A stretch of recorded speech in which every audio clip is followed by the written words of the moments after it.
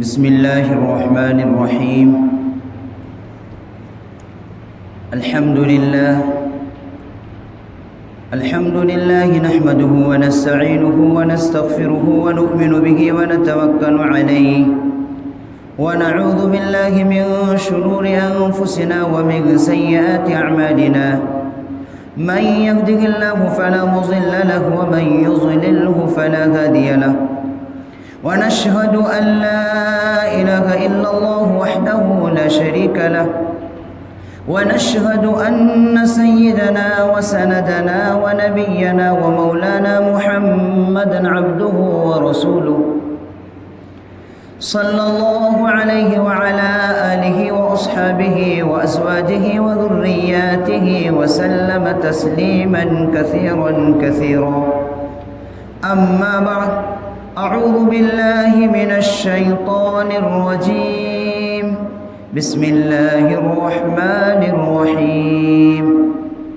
وإذ ابتلى إبراهيم ربه بكلمات فأتمهن قال إني جاعلك للناس إماما. صدق الله العلي العظيم وصدق رسوله النبي الكريم. اللہ تبارک و تعالی جب کسی شخص کو بلند مرتبہ اور مقام عطا فرمانا چاہتا ہے تو اللہ کی عادت یوں ہے کہ پہلے اس بندے کو آزماتے ہیں. سیدنا ابراہیم علیہ السلام کو جو اللہ تبارک و تعالی نے اتنا اونچا مقام عطا فرمایا، خلیل اللہ کا لقب عطا فرمایا، اور ہمارے نبی کریم علیہ السلام نے تو یوں فرمایا کہ میں سیدنا ابراہیم علیہ السلام کے دعاؤں کے قبولیت کے نتیجے میں مجھے بھیجا گیا ہے. خطبے میں جس آیت مبارکہ کی تلاوت کی گئی ہے اس آیت مبارکہ میں اللہ تبارک و تعالی یہی ارشاد فرماتے ہیں وَإِذِ ابْتَلَىٰ إِبْرَاهِيمَ رَبُّهُ بِكَلِمَاتٍ، کہ اس وقت کو یاد کرو کہ جب اللہ تبارک و تعالی نے سیدنا ابراہیم علیہ السلام کو آزمایا، اس کا امتحان لیا چند چیزوں میں، بکلمات.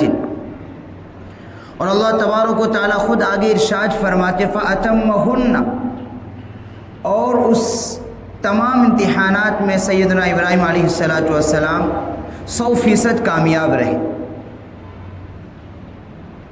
اور ظاہر سی بات ہے جب انسان، دنیا کا بھی دستور ہے کہ جب کوئی آدمی کسی امتحان میں کامیاب ہو جاتا ہے تو اس کا جشن منایا جاتا ہے، اس کی خوشیاں بانٹی جاتی ہیں اور اس کو انعام کے طور پر کچھ انعامات بھی دیے جاتے ہیں. تو اللہ تبارک و تعالیٰ کی بھی یہی عادت ہے کہ پہلے وہ اپنے بندوں کو آزماتے ہیں، اس کو پرکھتے ہیں.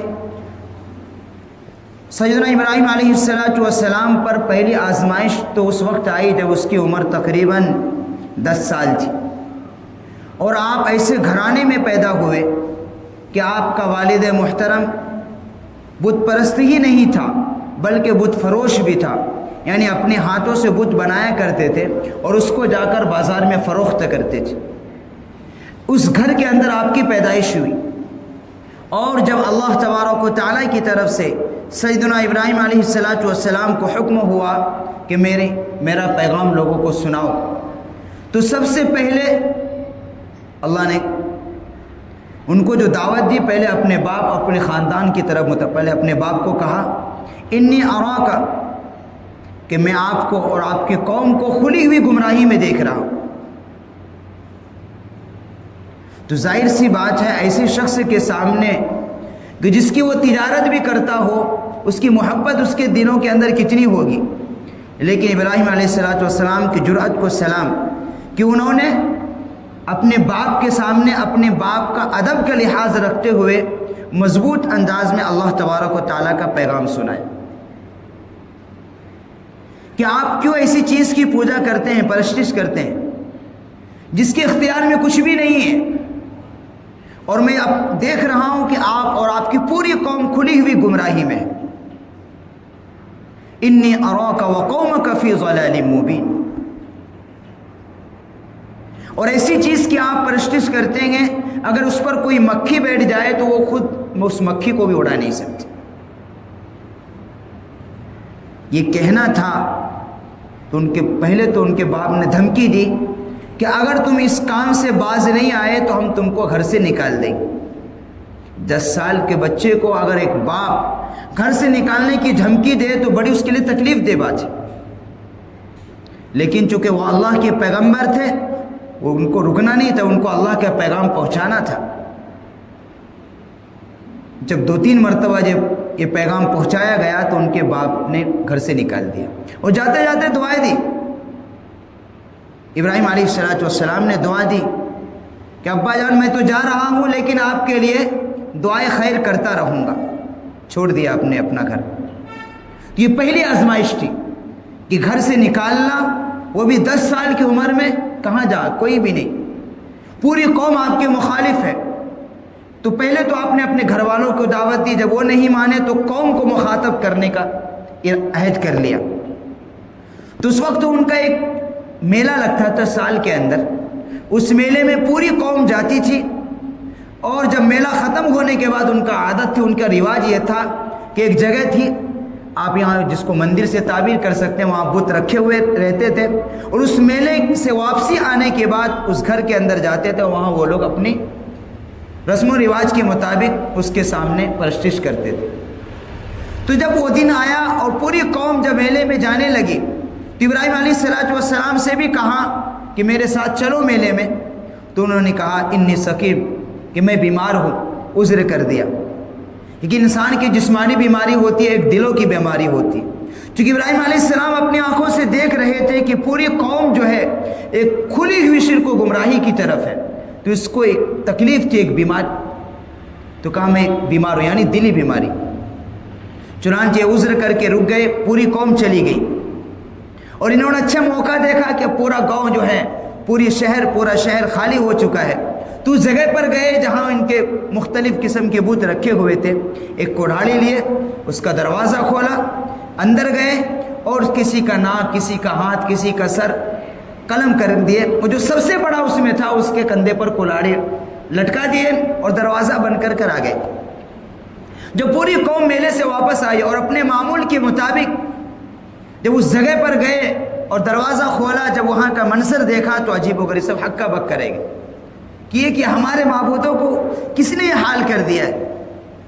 तो किसी ने कहा कि एक नौजवान है जो इसकी बुराई बयान क्या करता है, शायद ये उसी का काम हो। चुनांचे सैयदना इब्राहिम अलैहिस्सलाम को गिरफ्तार करके लाया गया और उनसे पूछा गया क्या तुमने ये काम किया है।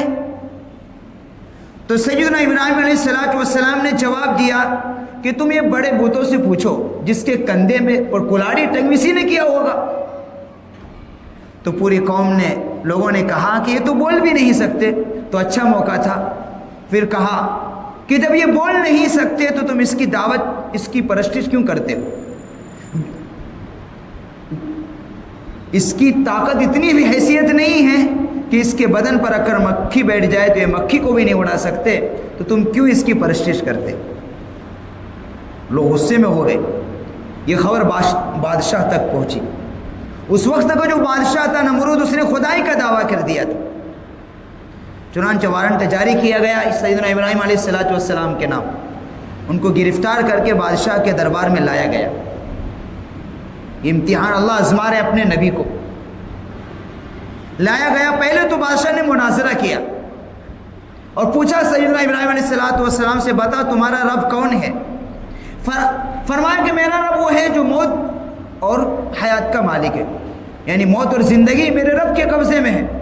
जिसे चाहता है मौत अता कर देता है और जिसे चाहता है ज़िंदगी अता कर देता है। तो बादशाह तो था लेकिन वो अकर से कोरा था। उसने कहा ये तो काम मैं भी कर सकता हूँ। चुनांचे एक जो मुजरिम था जिनको सजाए मौत सुनाई गई तो उनको छोड़ दिया गया, आज़ाद कर दिया गया, और जो बेगुनाह को उसको सुट करा दिया गया और कहा देखो ये तुम्हें भी कर सकता हूँ। तो सैयदना इब्राहिम अलैहिस्सलाम समझ गए कि जब सीधी उंगली से घी नहीं निकालती है तो टेढ़ी उंगली इस्तेमाल करना पड़ता है। कहा कि ऐसे समझने वाला नहीं। फिर दूसरी दलील ये कि मेरा रब वो है जो मशरिक से सूरज निकालता है और मगरिब में डुबा देता है। अगर तू खुदा है, खुदाई का दावा करता है तो फिर सूरज को मगरिब से निकाल और मशरिक में डुबा। तो हक्का बक्का है। कुरान में कहा फबुहितल लज़ी कफर, कोई जवाब नहीं था इसका उसके पास। वो तो जाहिर सी बात है, वो बादशाह था, जब जवाब नहीं मिला और कौम के सामने उसको जिल्लत उठानी पड़ी तो और भड़क गया वो। अब सैयदना इब्राहिम अलैहिस्सलाम को सज़ा देने की उसने तदबीर की और लोगों से कहा इसको क्या किया जाए, कहा आग में जला दिया जाए। तो पूरी कौम को लकड़ी जमा करने का हुक्म दिया और तारीख मुतय्यन कर दी गई। चुनांचे लोग 1 महीने तक लकड़ी जमा करते रहे। इतनी लकड़ियां जमा हो गई, इतनी लकड़ियां जमा हो गई कि पहाड़ों के बराबर। जाहिर सी बात है, जब पूरी कौम मिलकर लकड़ियां जमा करे वो भी 1 महीने तक, और अकल से भी परे की बात, एक आदमी को जलाने के लिए इतनी लकड़ियां जमा की गई। और जब वो लकड़ियों में जब आग लगाई गई कि मुफस्सिरीन ने यहाँ तक लिखा है कि जब उस आग के जब शोले इतने बुलंद थे कि अगर उस आग के ऊपर से अगर कोई परिंदा गुजरता था तो जल जाता था। और आग इतनी तेज, इतनी शिद्दत। अब सैयदना इब्राहिम अलैहिस्सलाम को आग में डालें तो डालें कैसे? तो उस मौके पर शैतान आया। किसी को तदबीर समझ में नहीं आ रही थी, शैतान आया और शैतान ने एक तदबीर उन्हें दी कि एक झूला बनाओ, झूले में इब्राहिम अलैहिस्सलाम को रखो और झूले को से डाल फेंक दो उसे। आप देखेंगे आज जैसे झूले पर बच्चे लोग खेलते भी हैं, उसमें रहता है, उससे फेंका जा सकता है। तो सबको इन्हें ये तदबीर पसंद कर ली, कहा ठीक है। झूले में बैठा दिया गया। अब अर्श के फरिश्ते देख रहे होंगे क्या मंजर हो रहा है खलीलुल्लाह, अल्लाह के खलील के साथ। तो उस मौके पर फरिश्ते आए। जिब्रील अलैहिस्सलाम का एक काम ये भी है कि अल्लाह तबारक व तआला ने उनको बंदों की मदद के लिए मुतय्यन फरमाया। तो हज़रत जिब्रील अलैहिस्सलाम आए अल्लाह की इजाज़त से और फरमाया कि आपको पूरी कौम आपको आग में डालने वाली है। अंदाज़ा लगाइए कि उस वक़्त क्या गुजर रही होगी कि पूरी कौम मुखालिफ है और आग सामने है और मालूम है कि मुझे डाला जाएगा, लेकिन ज़रा भी खौफ नहीं है। और फरिश्ते आए मदद करने के लिए। तो सैयदना इब्राहिम अलैहिस्सलाम ने फरिश्तों को भी जवाब दिया कि मेरे रब को मेरा हाल मालूम है, तुम्हारी कोई मुझे ज़रूरत नहीं। अल्लाहु अकबर। इसका कहना और सुनना आसान है, लेकिन अंदाज़ा गौर करने से मालूम होता है कि क्या अल्लाह पर क्या तवक्कुल था, चूँकि अल्लाह के नबी थे। फरिश्तों की मदद का इनकार कर दिया और कहा मेरा रब मुझे देख रहा है। तो अल्लाह तबारक व तआला ने मदद करने का इरादा फरमा लिया और आपको हुक्म दिया कुल्ला या नारु कूनी बरदन व सलामन अला इब्राहिम। या मुफस्सिरीन ने लिखा है कि अगर आपको हुक्म देता कि तू ठंडी हो जा, तो जब कोई चीज़ ज़्यादा ठंडी हो जाती वो भी तकलीफ दे होती है। तो आगे खुद कुरान ने फरमाया सिर्फ ठंडी नहीं, व सलामन अला इब्राहिम, कैसी यानी एयर कंडीशन। अल्लाह तबारक व तआला के हुक्म से उस आग को एयर कंडीशन बना दिया। और जब तक अल्लाह को रखना था, मुख्तलिफ रिवायत है, कहीं 1 महीने, कहीं 40 दिन मिलती है, कुछ आग का कहीं 1 हफ्ते भी मिलते हैं, कि उस जो भी दिन हो उस आग के अंदर सलामती के साथ इब्राहिम अलैहिस्सलाम रहे और उस आग ने एक बाल भी इब्राहिम अलैहिस्सलाम का वाक़या नहीं कर पाया और सही सलामत आप वापस बाहर आ गए। ये देखकर पूरी कौम हक्का बक्का रहेगी। तो ये आजमाइश, ये पहली आजमाइश थी कि 10 साल की उम्र में आपको आपके वालिद ने घर से निकाल दिया और उस कौम का बादशाह ने आपको आग में डाला, लेकिन अल्लाह तबारक व तआला ने अपने दस्ते कुदरत से हिफाजत फरमाई। कुरान करीम में वो आयत मौजूद है कुल्ना या नारु कूनी बरदन व सलामन अला इब्राहिम, कि उस आग को एयर कंडीशन वाला सिस्टम बना दिया अल्लाह तबारक व तआला ने कि वो आग के अंदर रहे, लेकिन वो आग इब्राहिम अलैहिस्सलाम के एक बाल भी नहीं जला सके। इससे कि ईमान कि हमें तालीम मिलती है कि आग के अंदर जलाने की सलाहियत ज़रूर है, लेकिन वो जलाएगी जब उसे उस परवरदिगार का हुक्म मिलेगा। कि जैसे सैयदना इब्राहिम अलैहिस्सलाम आग के अंदर रहे, मुख्तलिफ रिवायत 1 हफ्ता रहे, यहाँ तक आता 30 दिन रहे, बाज़ रिवायतों में आता कि 40 दिन तक रहे, لیکن وہ آگ آپ کا ایک بال بھی نہیں جلا سکی۔ تو اس سے ایمان والوں کو اپنا ایمان تازہ کر لینا چاہیے کہ ایمان کہ واقعتاً آگ کے اندر صلاحیت ہے جلانے کی، لیکن وہ جلائے گی جب اللہ کا حکم ہوگا۔ یہ پہلا امتحان تھا ابراہیم علیہ السلام پر۔ دوسری آزمائش آئی کہ آپ کو یہ حکم دیا گیا کہ آپ اپنے بیوی اور بچے کو ایسی بیابان جنگل میں چھوڑ دیں۔ اس کا واقعہ بڑی تفصیل ہے، لیکن میں مختصر طور پر یہ بیان کہ جب چونکہ آپ یہ عراق کے علاقے کے رہنے والے تھے اور اللہ کی طرف سے حکم ہوا کہ آپ شام کا سفر کریں، راستے میں ایک بادشاہ تھا جو بڑا ہی شریر قسم کا تھا، عیاش تھا وہ۔ مختصر واقعہ یہ ہے، اس نے یہ اعلان کر دیا تھا کہ جب دیکھو میرے شہر کے اندر، میرے علاقے میں اگر کوئی خوبصورت لڑکی آئے تو اس کو پکڑ کر میرے پاس لے کر آؤ۔ جب سیدنا ابراہیم علیہ السلام اپنی بیوی سارہ کے ساتھ جب انٹری کرے اس کے حدود میں، تو پولیس نے خبر کر دی بادشاہ۔ چنانچہ سارہ علیہ السلام کو گرفتار کر کے لایا گیا۔ یہ کیا کر سکتے تھے، انہوں نے دعا کی۔ اور جب وہ بادشاہ جب کہ دربار میں آ گئی، اور جب بادشاہ غلط ارادے سے اس کی طرف ہاتھ بڑھایا تو اس کا ہاتھ شل ہو گیا۔ جیسے بڑھاتا فوراً ہاتھ کپ کپی طاری ہو جاتی، اسے فالج کہتے ہیں، فالج کی بیماری ہو گئی اسے۔ وہ سمجھ گئے یہ کوئی عام خاتون نہیں ہے۔ تو اس کی ایک باندی تھی، بعض نے کہا اس کی ایک بیٹی تھی حاجرہ، جس نے پھر بادشاہ نے ابراہیم علیہ السلام سے معافی بھی مانگی اور اپنی وہ باندی یا بیٹی ابراہیم علیہ السلام کو دے دیا کہ آپ اس کو اپنی خدمت میں رکھ لیں۔ تو حاجرہ علیہ السلام کو لے کر اور سارہ کو لے کر آپ مکہ مکرمہ گئی۔ اسی دوران جو ہے بیٹا اسماعیل علیہ السلام بھی پیدا ہوا۔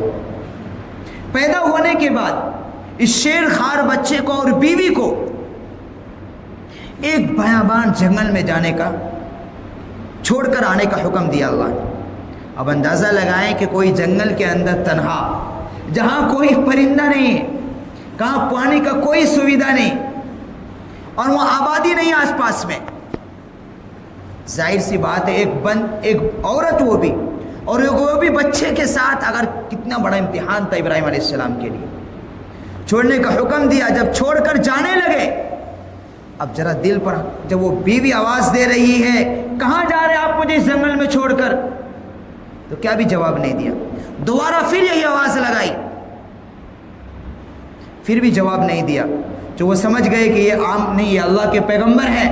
جب تیسرا جواب جب انہوں نے بدلا کہ آپ ہمیں اللہ کے حکم سے چھوڑ کر جا رہے ہیں، تو جواب زبان سے نہیں دیا، صرف سر ہلایا، تو سمجھ گئی کہ ٹھیک ہے، جب آپ مجھے اللہ کے حکم سے چھوڑ کر جا رہے ہیں تو آپ بخوشی جائیں، اور مجھے اللہ ضائع کرنے والے نہیں۔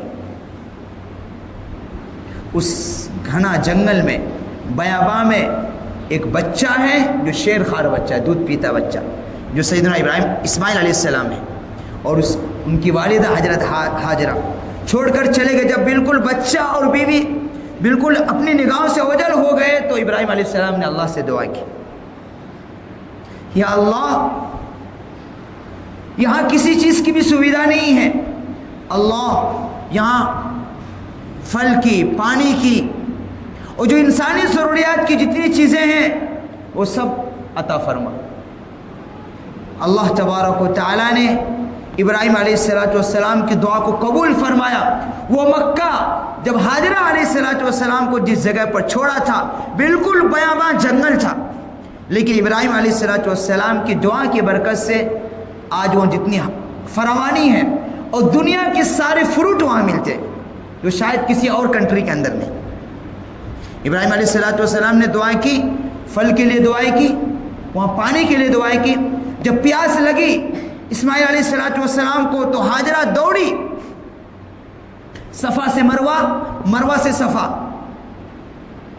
7 چکر لگائی ہیں، جس کو آج حج کرنے والوں پر اس سعی کو کرنا حاجی پر واجب قرار دیا. اگر کوئی اس صفا اور مروہ کی اگر سعی نہیں کرتا ہے، چھوڑ دیتا ہے، تو اس پر دم واجب ہے. تو حاجرہ نے اپنے بچے اسماعیل علیہ السلام کی پانی کے تلاش میں انہوں نے دوڑ لگایا تھا. یہ ادا اللہ کو اتنا پسند آیا کہ قیامت تک آنے والے انسانوں کے لیے اس کو جاری فرما دیا اس عبادت کو، اور اس کو کرنا حاجی پر واجب قرار دیا.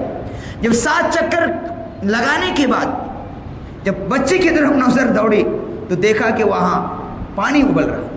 دوڑتی ہوئی آئی اور اس کو وہاں پتھر وغیرہ سے اس کا گولا بنایا. اب دیکھیں گے جیسے کنویں کو دیکھے ہوں گے، مینڈا بنایا اور کہا زمزم. زمزم کا اصل میں لفظی ترجمہ اس کا ہے رک جا. تو کہا یعنی ٹھہر جا. چونکہ ظاہر سی بات زیادہ پانی ہوتا تو پوری آبادی پانی سے بھر جاتی. تو انہوں نے اس کو پانی سے، اس کو پتھر سے اس کو مینڈا بنایا، مینڈ کی شکل بنایا، پانی روکنے کی شکل بنائی اور کہا زمزم یعنی پانی کو رک جا. تو ٹھہر گئے. تو اللہ تبارک و تعالیٰ نے اسماعیل علیہ السلام کی ایڑی کے ذریعے سے، بلکہ یہاں تک آتا ہے فرشتے آیا، انہوں نے پر مارا، وہاں سے اللہ تبارک و تعالیٰ نے زمین سے زمزم کا پانی جاری فرما دیا. اور زمزم کے پانی کے متعلق آپ نے سنا ہوگا کہ جو آدمی جس نیت سے پیتا ہے اس کو وہی فائدہ نصیب ہو جاتا ہے. زمزم کا پانی انسان جس نیت سے پیے اللہ تبارک و تعالیٰ وہی نیت وہی اس کو فائدہ عطا فرما دیتے ہیں. یہ تاثیر ہے. اور آج سے نہیں، کتنے ہزاروں سال سے انسان زمزم کا پانی استعمال کرتا، پوری دنیا کے اندر جا رہا ہے، لیکن آپ ایسا نہیں سنا ہوگا کہ کوئی وہاں پانی میں قلت آ دے. ابراہیم علیہ السلام کی دعا تھی جو انہوں نے اس بیاباں جنگل میں، جہاں بالکل بیاباں جنگل تھا، کچھ نہیں تھا وہاں، لیکن اللہ تبارک و تعالیٰ نے اپنے نبی کی برکت سے زمزم کے پانی کا چشمے بھی جاری فرمایا اور اس بیاباں جنگل کو دنیا کی سب سے مقدس جگہ بنا دی کہ پوری دنیا سے لوگ آتے ہیں اور پوری دنیا کا سامان اس جگہ پر ملتا ہے جو آپ کو اس کے علاوہ کسی بھی کنٹری کے اندر نہیں ملے گا، جتنی فراوانی کے ساتھ. اس لیے کہ حج کے موسم پر پوری دنیا کے لوگ آتے ہیں اور پوری دنیا کا سامان وہاں آتا ہے اور وہاں سے پوری دنیا کا سامان پوری دنیا میں جاتا ہے. یہ دوسرا امتحان تھا ابراہیم علیہ السلام پر کہ ایک بیاباں جنگل میں اپنی بیوی اور بچے کو چھوڑنے کا اللہ نے حکم دیا، جو کمزور انسان والا نہیں کر سکتا، چونکہ وہ اللہ کے پیغمبر تھے. انہوں نے اس امتحان میں بھی 100% کامیاب ہو گئے. پھر تیسرا امتحان آیا کہ جب وہی بچہ جب 10 سال 12 سال کی عمر کو ہوا تو اللہ تبارک و تعالیٰ نے خواب کے ذریعے سے حکم دیا کہ اپنے بیٹے کو میرے راستے میں قربان کرو. اب اندازہ لگائیے کہ ایک آدمی جو تمنا کرتے کرتے 80-82 سال کی عمر میں پہنچ گیا ہو، اور عام طور پر 80-82 سال کی عمر میں اولادیں نہیں ہوتی، عام آدم اکا دکا اگر آپ واقعہ سنیں گے تو اس سے کوئی استدلال نہیں کیا جاتا. عام طور پر 80 سال کی عمر میں نہیں ہوتی. 50 سال میں عورت جو ہوتی ہے عام طور پر اس کو حیضانہ بن ہو جاتا. عورت بھی 50 زیادہ 50-55 سال میں وہ بھی کر جاتی. اور عورت کا بھی، مرد کا بھی مادہ زیادہ 60 سال، اب تو 60 سال بھی نہیں جا رہے. تو عام طور پر 80 سال میں اس زمانے میں نہیں ہوتی تھی. لیکن اللہ تبارک و تعالیٰ نے ان کی دعاؤں کی برکت سے 80 سال کی عمر میں ایک اولاد عطا فرمایا. اب بتائیے اس اولاد کی محبت دلوں کے اندر کتنی ہو. عام طور پر جب بچہ چھوٹا ہوتا ہے تو فطری طور پر ایک ماں باپ کو محبت ہوتی ہے، فطری چیز یہ انسانی فطرت ہے. اور وہ بھی 80 سال کی تمناؤں کے بعد جب اولاد آتا ہو اس کی محبت کتنی ہوگی. اور پھر جب وہ اولاد اپنے باپ کے ہاتھ بڑھانے کے قابل ہو اور پھر اللہ تبارک و تعالیٰ کی طرف سے حکم ہو کہ اس بچے کو میرے راستے میں قربان کرو. اب دل پر ذرا ہاتھ رکھ کر کریے کہ کتنا بڑا امتحان تھا. تو چونکہ وہ آج کی طرح کمزور مسلمان نہیں تھے تو مکر جاتے. ہم لوگ بہانے نکالتے، تدبیریں بناتے، لیکن فوراً آمادہ ہو. اور آمادہ ہونے کے بعد، اور بچہ بھی چونکہ نبی تھا، ان کو بتایا کہ بیٹا تمہاری کیا رائے ہے. مجھے اللہ تبارک و تعالیٰ کی طرف سے خواب، چونکہ نبی کا خواب وہ حکم ہوتا ہے، ہم لوگوں کی طرح نہیں. وقت نہیں ہے، ورنہ خواب کے بارے میں بہت سے لوگ خواب دیکھتے رہتے. تو خواب کے بارے میں موٹی بات یہ سمجھ لیجئے کہ ہر ایک سے اپنا خواب بیان نہیں کرنا چاہیے.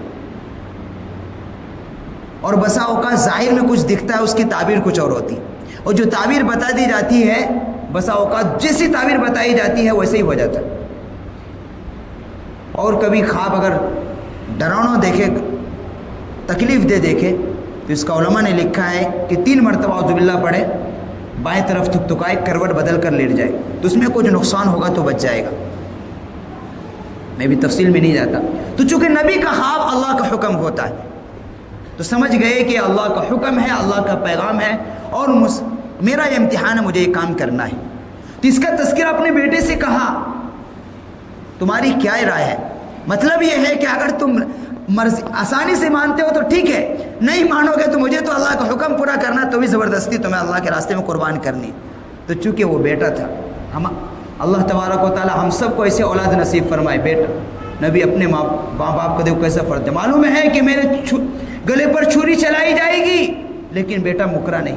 اور کیا کہتا ہے قرآن نے، کیا نقشہ کھینچا، یا ابت افعل ما تؤمر ستجدنی انشاء اللہ من الصابرین. اللہ اکبر. اے ابا جان، آپ کر گزریے جس کا اللہ نے آپ کو حکم دیا ہے، آپ کر گزریے. ستجدنی انشاء اللہ من الصابرین، آپ مجھے صبر کرنے والوں میں پائیں. لیکن تدبیر بھی بیٹا بتا رہے، تدبیر بھی کہ ظاہر سی بات ہے جب باپ کی محبت جب آئے گی کہیں اللہ کے حکم کو ادا کرنے میں کچھ کوتاہی نہ ہو جائے. تو کہا ابا جان، لیکن جب مجھے آپ قربان کر دیں اللہ کے راستے میں تو اس قمیص کو اٹھا کر لے جا کر میری امی کو دے دو.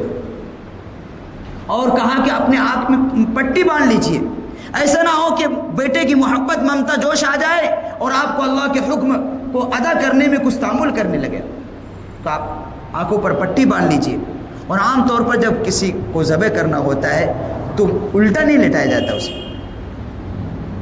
اس سے زمین کیا کر اسماعیل علیہ السلام کو الٹا لٹایا گیا تاکہ جب چہرے پر پڑے گا تو کئی باپ بیٹے کا وہ محبت ابھر نہ آئے. تو اللہ کے کرشمے دیکھو، فرشتے جب دیکھے ہوں گے اس منظر کو تو فرشتے بھی حق کرو کیا ہو رہا ہے، اس زمین کے نیچے کیا ہو رہا ہے. چونکہ اللہ کو امتحان لینا تھا اپنے نبی کا، الٹا لٹا دیا گیا.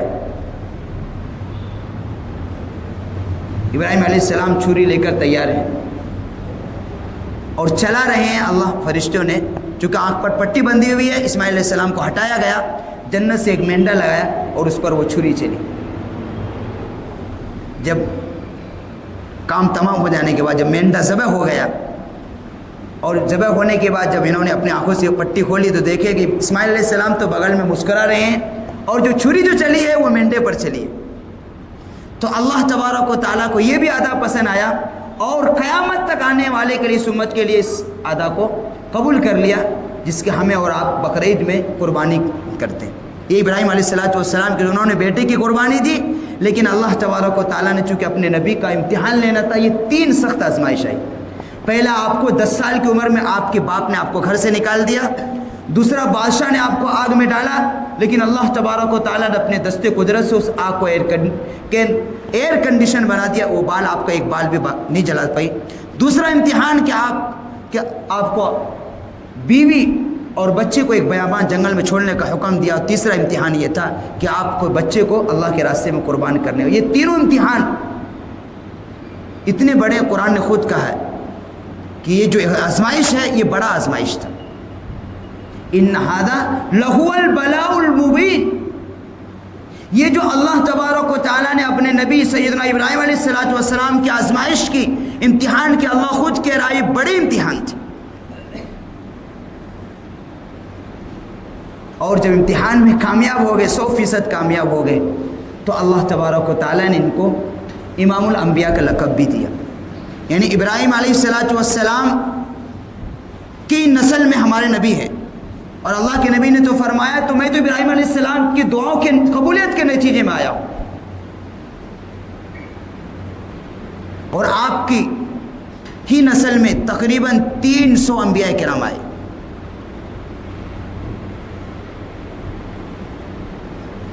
وقت ختم ہو گیا ہے. اس میں کئی سبق ہمیں ملتے ہیں کہ ابراہیم علیہ السلام کے واقعے سے کئی سبق ملتے ہیں. انشاءاللہ نیکسٹ جمعہ اس کو کریں گے کہ انہوں نے تو بڑی بڑی قربانیاں تھیں کہ اللہ کے دین کی خاطر اپنے گھر کو بھی چھوڑا، اللہ کے حکم کے خاطر ان کو آگ میں بھی ڈالا گیا، وہاں بھی صحیح سلامت باہر آ گئے، اور اللہ کے حکم کو خاطر انہوں نے جو ہے اپنی بیوی بچوں کو بھی بیابان جنگل میں چھوڑنے کا حکم وہ بھی کر گئے، اور اپنے بیٹے کو بھی اللہ کے راستے میں قربان کر دیا۔ اس کی قربانی سے بہت سارے سبق یہ ملتے ہیں کہ اس دل کے اندر سب کا خلاصہ یہ کہ سب سے زیادہ محبت اللہ کے رسول کی ہونی چاہیے، نہ اولاد کی ہو، نہ بیوی کی ہو، نہ دوست کی ہو، کسی چیز کی نہیں، اس دل کے اندر سب سے زیادہ محبت اللہ کے رسول کی ہونی چاہیے۔ جب اس محبت میں کمی آتی ہے پھر انسان کو آزمایا جائے گا، چونکہ ہم نے اللہ کو مان لیا ہے، رسول کو مان لیا ہے، تو اس محبت میں کمی نہیں۔ جب محبت میں کمی آ جاتی ہے تو پھر اللہ آزماتا ہے، اور جب آزمائش جب ہوتی ہے، آزمائش میں کھڑے اتر جاتے ہیں تو پھر اللہ تبارک و تعالیٰ کی طرف سے انعام بھی ملتا ہے، کہ اللہ کی عادت بھی ہے، اللہ کا دستور یہی ہے، اس کا قانون یہی ہے کہ جب کسی شخص کو بلند مقام پر فائز کرنا ہوتا ہے تو اس کو پہلے آزماتے ہیں۔ صحابہ کرام کا بھی آزمائش ہوئی، قرآن خود اولئک الذین امتحن اللہ قلوبہم للتقوی، کہ ان کا بھی تقوی کا امتحان ہوا، اور جب وہ امتحان میں کامیاب مل گئے، کامیابی ہو گئے اور پورے 100% کامیاب ہوئے، تو اللہ تبارک و تعالیٰ نے ان کو دنیا کے اندر بھی بلند مقام عطا فرمایا۔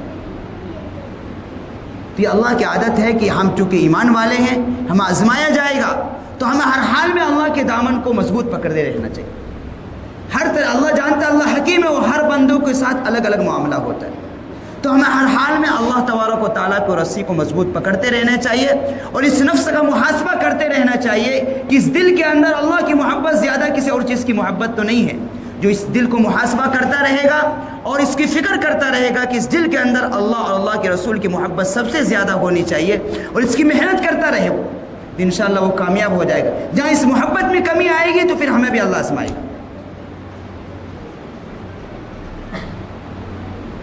تو اللہ تبارک و تعالیٰ سے دعا ہے کہ اللہ رب العزت ہم سب کو صحیح معنوں میں پکا سچا مسلمان بن کر زندگی گزارنے کی توفیق نصیب فرمائے۔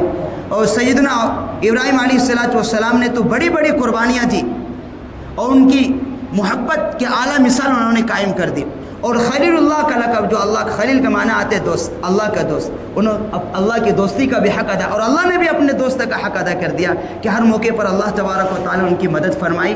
اللہ تبارک و تعالیٰ ان کے صدقے میں ہمیں بھی جو ہے اللہ رب العزت اپنی محبت سے ہمارے سینے کو لبریز فرمائے، اور اللہ کے نبی صلی اللہ علیہ وسلم کے ایک سنتوں پر عمل کرنے والا بنائے۔ وآخر دعوانا الحمدللہ رب العالمین۔ جو ہے سنت